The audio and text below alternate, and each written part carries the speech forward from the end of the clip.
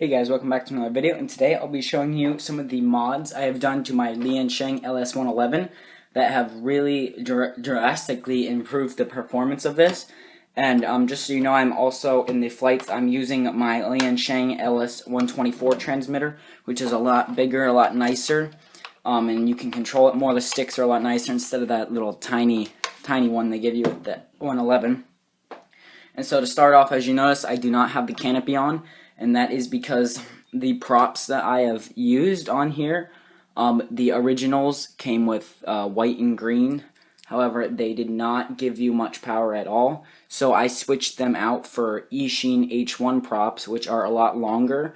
They are wider and they have more pitch to them, so there's a lot more surface area for them to catch wind on. And because they're longer, when they go past the canopy, it hit the canopy. So these props give it a ton more power, and because it'd be harder on the motors, what I also did is I took the Lian H1 battery out, which is 130 milliamp hour, whereas this comes with 100, so it's 30 more milliamp hours, so it gives you about the same flight time, but a lot more performance. And all I did was I peeled the double-sided tape sticky backing off of the original stock battery, and I put it on this battery. And as you can see down here, this wire I have here, I had that to fix my circuit board. So if you haven't seen the video where I fix my circuit board with this wire, you can see there's a crack. Wire's in the way. Let's try and move it. Right there, you can see down right here there's a crack. So if you haven't checked out that video, I'll link it below. So if you want to fix up a Nano as a cracked circuit board. And another cool little mod that I did was I made my own specific charging cable. And now this, let's try and focus it. Let's see, this is, no, it's not wanting to focus. Come on. This camera's not the best. Okay, there we go. This end is actually the end off. I took it off of a Andromeda Omnis motor. It was the end that came in the quadcopter, and I took it, and this is the female end. And then I took the wires down and I connected them to a micro LOSI plug, and that's just the heat shrink there. And what this does is if I want to charge this battery, I can just unplug that right there from the quadcopter, and then I can take this and plug it in like that, so I can just plug it straight into here. And then I can plug this micro LOSI end into my hobby grade charger, and I can charge this battery much more efficiently, a lot more safely, and I can storage charge this battery if I want. So this, and I can also use this for other little batteries that have the same connector. So this is a really handy cable that, oops, I hit the camera, a really handy cable that I'm really liking. I made it a couple days ago, but so if you have, I'm not sure if you can buy these specifically, I don't know, but I just use a Andromeda Omnis motor plug, and that worked really well, so that's a nice cable. So yeah, and you can also just plug the battery back in and then charge through the USB port, or the charger it comes with it. But I like to use this cable because it's a lot quicker with my hobby grade charger. So yeah, those are the mods I did. I used the Lian H1 props and battery and just made this little cable, and I'm flying with the LS-124. So now I'll take you for an indoor flight to show you the stability and some funnels, and then I'll take it outside and show you how fast it can go. And just really, the performance it's such a drastic difference. If you have this, I recommend stripping down your H1. And now I'm not sure if you have the original version or not, because the H1 version I had only headless mode when they upgraded it, so I didn't care at all about pretty much stripping everything out of it, because I didn't fly it at all because I hated the only headless because it didn't work very well. So yeah, let's go for the flight now. Okay, here we are for the indoor flight of the Lian Sheng LS-111 with the Lian H1 mods, which is the props and the battery, and I'll be flying it with the LS-124 transmitter, so I guess you could call that another mod because it's a lot bigger and a lot nicer. So let's take it up here. I'm in low rates, so here's the low rates pitch. So you can see pretty docile in low rates. However, here is the low rates yaw. So that's probably the yaw most high rates on these quadcopters. So and then here's yaw to the right. I think it's a little bit faster to one direction. I just can't remember. I haven't flown this in a while. So you can see it's holding really nice and steady. I'll do a throttle punch here while my battery is full. You can see it's got pretty good power, definitely a lot more than stock. stock it was kind of pathetic. Like, you couldn't really do anything with this quadcopter. And it had such nice yaw and pitch, it was just the power wasn't there, but now with these mods, it really is there. So let's go to mid-rates. Here's mid-rates pitch. So you can see pretty good on the pitch, pretty fast. And then here's the yaw rate, so even faster yaw. You can see pretty good yaw. Here's to the right. See pretty fast yaw. Now let's go to high rates. This is where it gets fun.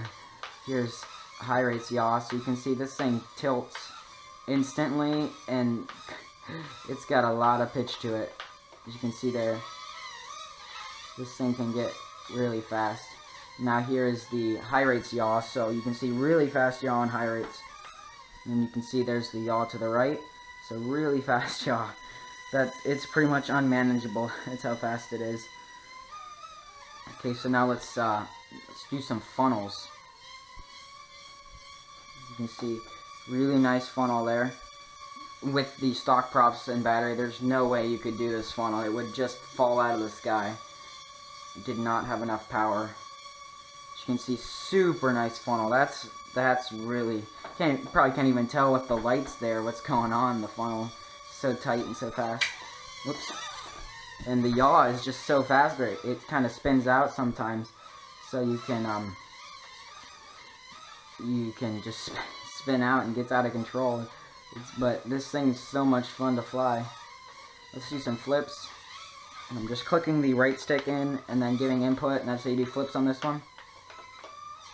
See, pretty nice flips. You can see they're really nice and tight, and since it has more power, it can recover a lot easier. Oh, I got low battery. That's the one thing though, with these props, you do get less flight time, which is one of the reasons, whoops, why I upgraded the battery. But I just disconnected this wire. If you saw the video where I fixed the circuit board, that wire just got disconnected, so I have to redo that. But yeah, it's pretty fast like that. So now I'll take you outside and show you what it can do. So let's go check that out.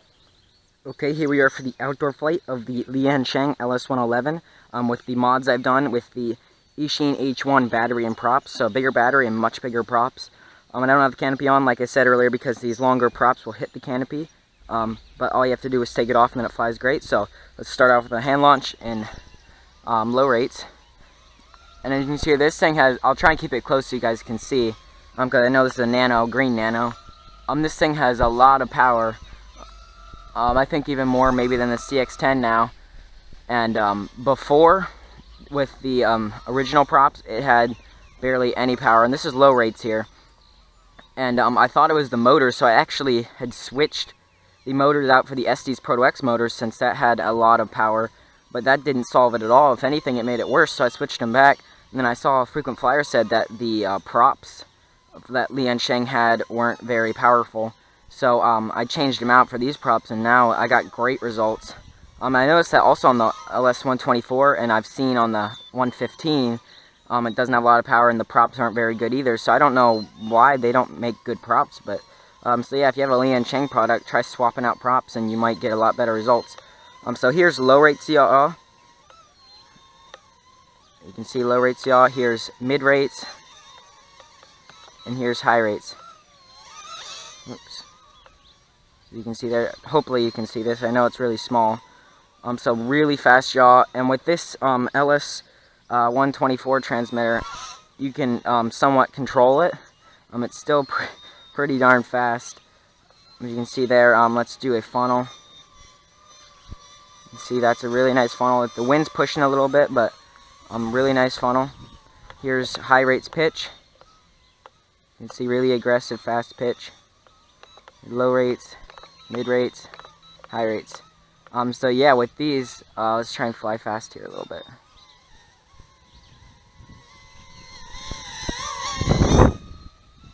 With these upgrades, basically you just strip down the Eachine H1 and put those parts in. Or maybe, I'm not sure if you can buy them separately, like on T-Mart or something, Banggood. But yeah, this thing makes it so much better, because before it had, almost no power at all. Like, I was so disappointed because the pitch and yaw was so good, but the power was just not there. And now with these upgrades, this thing can fly crazy fast. There we go. I got a nice circuit going there. So yeah, if you have both of these, try this out and let me know how yours works. But I'm really loving this. I'm definitely, whoa, this is definitely my new favorite Nano because of these upgrades. Before it was probably these, whoops, CX-10. Okay, there we go. And now because these use bigger props, the battery's gonna last a little bit shorter, but that's why the upgraded battery comes in handy. And get LVC a little bit early, but there you go. That was my review or modification video of the Lian Sheng LS-111 with the Eachine H1 props and battery. And if you haven't seen how I fixed my circuit board here with this wire, because I had a cracked circuit board, I'll leave a link to that video below, show you how to fix a cracked circuit board in a Nano. So yeah, please subscribe if you aren't already, and I'll see you next video. Bye.